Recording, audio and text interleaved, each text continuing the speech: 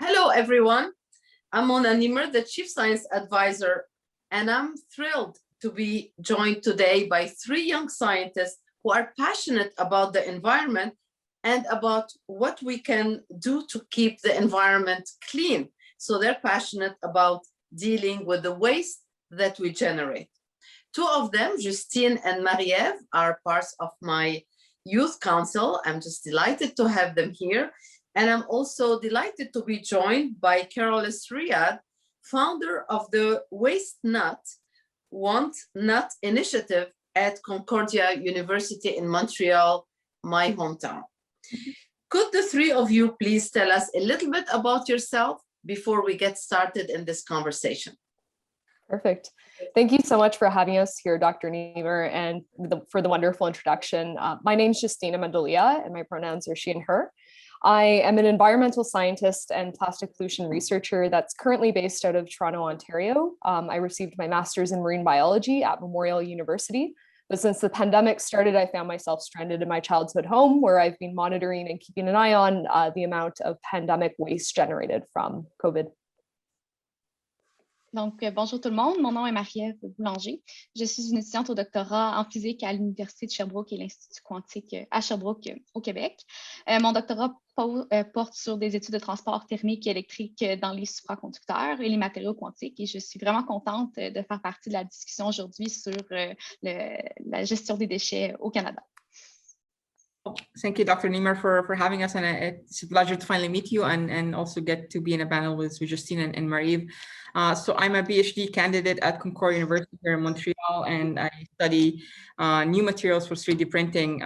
But I also, as you mentioned, lead the Waste Not Want Not initiative at Concordia, which is helping the 50,000 member community at my university learn how to compost, sort, and reduce their waste. And since we started in 2016, the Concordia community has doubled its annual composting, and each Concordian reduced their overall waste, their annual overall waste by 16%. So we're super proud of it. It's the equivalent of 2 months of garbage that simply disappeared per person every year. So I'm very happy to talk about waste today. Well, fantastic. And thanks to the three of you for everything that you do and you care for, and for your academic achievements as well. Of course, I'm just so delighted to be with you. So let's get into it now. And the topic of waste management, as you mentioned, a timely discussion. And it's timely just a few days before World Environment Day. And yes, we're making progress, but looks like we still have a long ways to go. So let me start maybe by a question for you, Marie-Ève. We'll do a little bit of bilingual here, some linguistic diversity, so I'll ask it in French. Pouvez-vous peut-être nous parler de l'état actuel de la production de déchets au Canada et pourquoi est-ce que les gens devraient s'en inquiéter? Donc, oui, avec plaisir. Donc, un peu de statistiques. Le Canada produit le plus de déchets par habitant que n'importe où dans le monde. Donc, 58% de la nourriture que nous cultivons est soit gaspillée ou perdue. Puis, pour mettre un peu les choses en perspective, on peut noter qu'en 2020, un Canadien sur 7 vit avec l'insécurité alimentaire. Donc, on jette plus que l'on consomme en ce moment. De plus, à l'heure actuelle, plus de plastique est produit que jamais auparavant, puis on manque de moyens pour comment s'en débarrasser. Donc, chaque année, les Canadiens jettent 3 millions de tonnes de déchets de plastique et seulement 9% d'entre eux sont recyclés, ce qui signifie que la majorité des plastiques finissent dans les décharges ou dans l'environnement naturel. De plus, selon les données du gouvernement canadien, les Canadiens utilisent près de 15 millions de sacs en plastique à usage unique par année et près de 57 millions de pailles chaque jour. Plus du tiers de nos plastiques sont créés pour des produits à des emballages uniques. Donc, pourquoi est-ce qu'on doit se préoccuper de cette situation aujourd'hui? C'est qu'on joue en fait un rôle beaucoup plus grand qu'on peut le penser dans la crise mondiale sur la gestion du plastique et des déchets. Puis, être proactif en termes de recyclage, en termes de réduction et en termes d'utilisation va être bénéfique pour l'environnement, pour la planète, mais aussi pour notre économie nationale. Marie-Ève, les chiffres que vous venez de nous donner sont à la fois surprenants et inquiétants. On est tous encouragés évidemment à recycler. Il me semble que les gens recyclent de plus en plus. Alors, comment est-ce qu'on explique ces chiffres-là? le fait qu'un si petit pourcentage des déchets est recyclé, et également les déchets alimentaires. Moi, je trouve ça, le gaspillage alimentaire, vraiment quelque chose de très regrettable. Oui, mais moi aussi, lorsque j'ai fait ma recherche, j'ai trouvé ça absolument faramineux, là, à quel point le gaspillage était aussi présent. D'un point de vue, dans le fond, une grande partie de ce que nous, les Canadiens, on utilise, puis on met dans le bac bleu, là, par exemple, chez nous, n'est pas nécessairement recyclable. Donc, les gens sont peut-être mal informés sur la façon de bien faire du recyclage. Puis, par exemple, dans certaines villes ou certaines provinces, tout le même type de recyclage va être placé dans le même bac qui, après ça, va aller au centre de tri. Puis lorsqu'il y a des contaminations, donc on parle de contamination autant en termes de déchets qui ne vont pas dans le recyclage, que ce soit la nourriture ou des éléments électroniques, par exemple, ou n'importe quoi qui n'est pas recyclable, va se mélanger au centre de tri. Puis on va avoir des produits en bout de ligne qui vont être moins purs ou des produits qu'on ne pourra tout simplement pas recycler. Donc, même si l'habitude de recyclage est présente, le traitement en tant que tel, lui, est moins efficace. Puis, un autre problème, justement, est la gestion des aliments. Puis ça, je n'ai pas de bonne réponse en ce moment à vous donner. So I guess even when we have the best intentions, the results are not necessarily up to where we hope them to be or where we think they are. And it also enhances, I guess, the importance of having the data and working from the data in terms of getting to sustainable solutions. So on the plastic consumption side, this is actually something that the pandemic has impacted a lot. I think a lot of us can see it. But Justine, I know that you've been working on a project specifically on this. So perhaps you can tell us a bit about it and about the data that you've collected so far. For sure. No, and that was an excellent point you ended off with, Dr. Niemer, with regards to the need for data, because that's where we are with the pandemic. I mean, and plastics, since we started, I guess, the lockdowns in 2020, we've seen shifts happen throughout our plastic consumption in our daily lives, from using extra packaging at the supermarket to not bringing your bags, all the way to takeout containers from the restaurants. But one thing that I think we've all kind of clued in on is the fact that there's new types of items that have entered our daily consumption patterns, ranging from plastic gloves to masks to having kind of Costco-sized disinfectant wipes at home, and making sure that you're stocked up for sanitation. So there's a lot of plastic that's entering again our consumption that was never really accounted for beforehand. And understanding how much we're using and where's it going, I think, is an integral part of understanding how we can improve. And one thing that happened in the beginning of the pandemic was I was actually stranded in Toronto. I never intended to end up back home near my family, simply because I was going to be doing field work in Alaska and it was going to be great. But upon returning home and seeing all these patterns evolve, my partner and I decided we were going to pick up our cell phones and, instead of texting, use citizen science technology to map out these patterns of where all this pandemic waste is leaking into. Canada's home to some beautiful different landscapes and environments, and we really wanted to understand how our local ecosystems were being impacted. So what we ended up doing was monitoring a series of different areas and asking the question, how does human activity alter pollution, and how does it impact the different types of PPE items that we're finding, which is personal protective gear, anything like masks and gloves.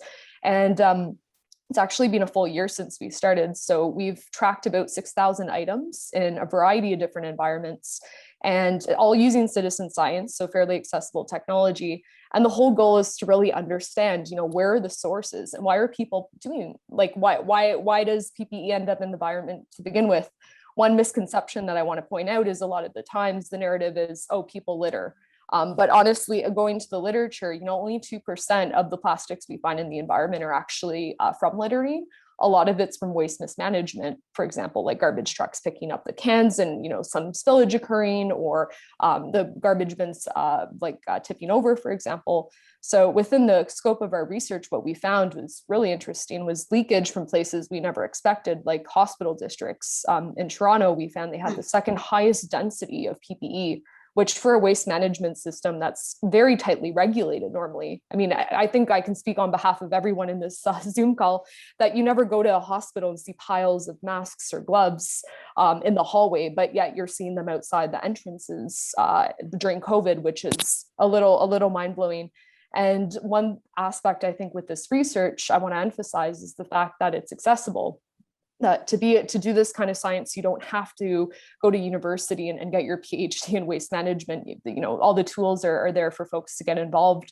And also looking at what policymakers can do. I think there's a lot of opportunity for using this kind of work of having rapid assessments during very stressful times like pandemics, so that we can save ourselves a lot economically down the line when we do have to clean up our mess. Because with COVID, in fighting a public health crisis, we've somewhat put ourselves in a huge environmental disposition with the amount of waste we've generated. Well, thank you so much. This is fascinating. And of course, we're hopefully will soon be out of the pandemic crisis. But we know that the environmental crisis is with us and we will have to deal with it. So it's probably best not to compound it. Now, Carol, Justine just made some great points about community data collection, and I think, you know, citizen scientists is something absolutely, you know, fantastic. It's on so many fronts, right? People get involved, people get to learn a little bit about science and research, but also, you know, doing their share as well. So you've had quite a bit of experience with this through your organization, Waste Not, Want Not. So tell us about this, because you have a sort of a broader picture of what's going on in the country. Yeah, so I learned the hard way very early on that many of my assumptions that I had going in are just wrong. And however bad things look, and they do look very bad, when you dig in deeper, things are actually much worse. So at the beginning, like in a year and a half into Waste Not, we wanted to get an idea if we're making any impact at all, if anything we're doing is making a difference. And so we wanted to get the data of how much Concordia was composting beforehand and how much Concordia is composting at that point. And what I found out was that Concordia didn't track its waste. And so what we ended up doing is that I went in with a student intern and sat with a photocopying machine and scanned the invoices that Concordia pays to the waste management company, because we pay by metric ton and so on. And that way you can extract our waste generation data. But you can imagine my surprise that my own research institution does not track data. And at some point, we also have to think about why is a tax-funded public institution is not required by law to collect data and publicly report it. I think it's an important part of our transparency and ethical obligation to societies that funds us, but also within the context of an academic mission, which I think a big component of which is to help industry and government develop evidence-based policy. And one way to do that is to lead by the example of our own internal policies. But how can you possibly make an evidence-based policy if you don't collect, if you don't track data? And another example that I want to bring up is my university had also a sustainability plan that was announced last year that includes a waste stream. But the last time we did a waste audit is in 2013. That's 8 years ago. And I think we need to do better, and that's why I'm very happy to be in this chat and talk about evidence-based approach to environmental crisis and waste management, because I would really like to advocate for strong regulations in place to make sure that public institutions and private organizations are legally required to measure, track, audit, and publicly report key environmental metrics that include waste generation, greenhouse gas emissions, and so on. And I say publicly report because no one should have to go through an access to information request to get environmental data. The last point I want to make is that it's really important to do all of this in a standardized way. And I would use COVID as an example at the beginning when we wanted to collect data, and Dr. Nimmer, you can speak to this a lot better than I can, because hospitals were reporting and measuring data in very different ways. It was really hard to aggregate data, and I think that was an even bigger problem in the States. And I will give an example with how my university reports data, for example. So waste diversion is a number that's usually talked about to talk about how much waste we're diverting away from landfill. So if I generate 100 kilograms of waste in a year and recycle and compost about 50 kilograms of those, that means my waste diversion is 50%. That's what people understand and think about when they talk about diversion rate. So because we have been tracking Concoria's recycling and composting over the past 5 years, we know that the actual diversion rate at Concoria is about 23%. But what Concoria publicly reports is 60%. And the way they do that is they use a standard called EC and Recycle, which I don't really understand, but the bigger problem is that other universities use different methods of reporting this. And most of them use actual diversion rate because that's what people understand. And I think this is important for 2 reasons. The first is that we shouldn't greenwash and mislead people. The second is that we need to be able to accumulate and compile data from different institutions, different municipalities, different provinces, and look at them at the aggregate so that we can develop national policies we so desperately need. And so this is the point that I want to make on this. Well, look, you're making great points, actually, you know, preaching, of course, to the converts here about data, about standardization, about data sharing. And we've talked a lot about this and struggled with it during this pandemic. I liked also what you said about leading by example. I think that as individuals and organizations, we need to do it.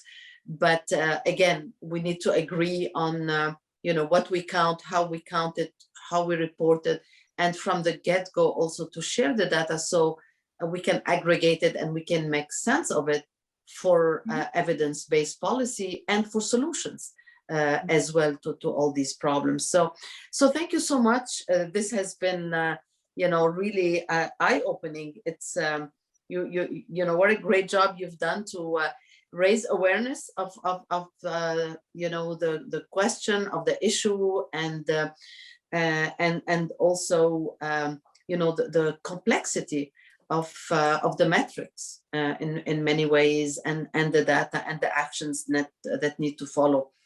So I guess the last question I want to ask it of all of you, for the people watching this video and who want to know how their actions can really have an impact. What can they do? What would you tell them to do? And I hope that you don't all tell them to do the same thing. So try to be complementary, give your top 1 or 2 action. Yeah, so I can start. So I mean, first thing is, as a bit you said, is be aware, get informed, but get well informed. On day-to-day action, like we all learn like use reusable bags, drink water from reusable bottle of water if needed, or purchase wisely, and like all of those actions that as a citizen we all can make those actions. But the real thing is that that's just the tip of the iceberg. So we also have this other force, which is kind of protest, you know, and ask for cities, government, politicians to make bigger concrete actions, because at some point, you know, yes, small steps matter, but we also need those big steps. For sure. And I can actually build on some of those points if that's okay, if I can chime in. With regards to, I guess, looking at this bigger picture, I mean, for my past work, I spent 2 years on beaches in rural Newfoundland picking up waste. And I think we clocked in at 60,000 pieces of garbage. And a lot of time on that beach, your mind wanders and you think, okay, how can we tackle this really big problem, especially as the rain's pouring down, because everything just gets amplified. And, you know, to be honest with you, I really think that individuals don't have much of a say with a lot of this problem. Ultimately, it's really up to bigger structures and systems time and time again to make policies in place to make the materials fields more equitable. Because a lot of challenges that we see with plastic pollution really stem from higher up as opposed to bottom up. And so it's not really the consumer. And what I mean by that is, for example, with like the fishing industry, for example, people have to buy the cheapest ropes available to them. You know, they're already at a very tight bottom line. They're not going to go buy cotton-based ropes because it's just simply, it doesn't make economic sense. So in order to help different industries transition to more sustainable materials that don't pose the toxicity related with plastics in the environment, I think, really strong policies to assist getting that transition mobilized from either the production side of things or from the actual consumers. And then just really addressing some of the elephants in the room. So for example, looking at the linkages with oil and plastics and being able to, maybe reduce subsidies and put some of that money into more sustainable developments for materials. Would be an object, but really I think addressing this problem is just really interdisciplinary, and that's the wonderful part. I mean, even just shown by this panel who's participating. I mean, we come from totally different fields, totally different backgrounds. We're very different people, so I think it's a really exciting time to mobilize all this energy and get things moving in terms of, okay, how can we do a better job? Because right now we're not doing a great job at all in terms of really recycling at our maximum capacity and things like that. I just want to build on both what Marie-Eve are saying and Justine. I don't want people to be alarmed. I want them to be alert. And I think I would like people to get better at seeing through greenwashing and holding people accountable. Because we do this by consistently demonstrating that we're paying very close attention and asking sort of question, raising the uncomfortable subjects and the unpleasant issues. One of the things that I see with COVID that gives me some hope is that we have transition overnight. I mean, just look at how much change happened over the past year. And I think what that demonstrates is that change, even drastic change, is possible in a very short amount of time. And that gives me hope when we deal with the other crises of the kind of change that we're able and have the capacity to do when we treat the crisis as such. And I would like to point out that many governments across the globe, including Canada, the year before COVID, have declared climate emergencies. Now, a few months after that, they declared also a health emergency with COVID. And I invite people to almost compare the responses and just try to think of our response to COVID as our benchmark, as our floor of the response we need to have with crises of this magnitude.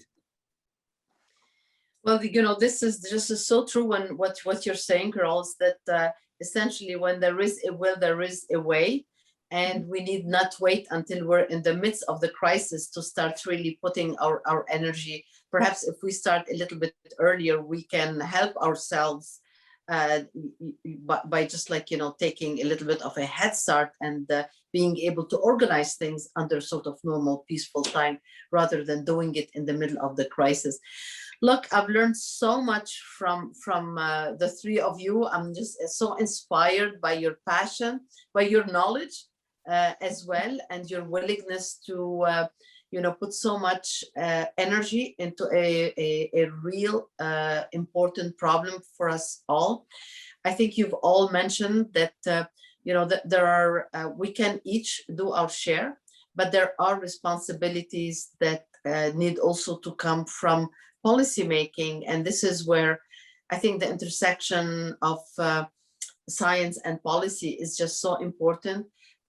Justine, you mentioned subsidies, you mentioned really understanding the trade-offs to be able to put in place the proper instruments to answer the policy objectives. So, I just hope that people who are watching us have enjoyed this as much as I have enjoyed it. And I hope that we keep remembering our environment, doing something about it, not only on World Environment Day, but beyond. And I look forward to having you again to see how well we've done in a few months' time. So thank you so much. Merci. Thank you very much for having us, Dr. So much, really appreciate it.